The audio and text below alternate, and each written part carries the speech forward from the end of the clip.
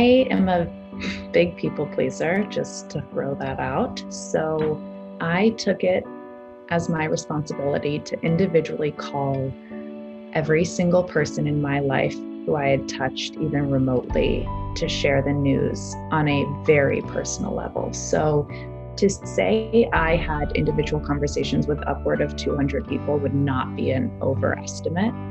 And by personal conversations, I mean, I would get on the phone, I would explain to them my situation, and I would have to re-comfort them to ensure that I was going to be okay. So I was the mother to every conversation I had. So that is not what I would recommend doing.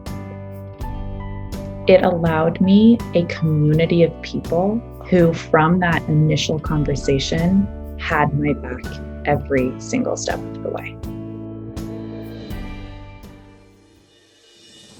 And I had to start chemo, and what was that going to look like? And I didn't want all of the outpouring of contacts, or I'm not saying that right. I didn't want everybody contacting me at once and having to deal with all of that.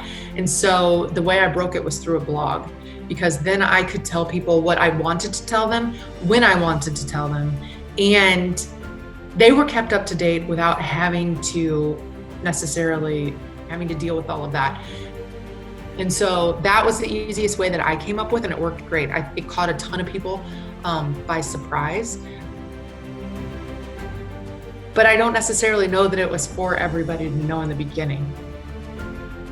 I wasn't a selfish person, and this was my time to focus on what I needed to do for myself and for my kids to get both of us through this. I don't think it has to necessarily be a negative thing. It's your turn to be selfish.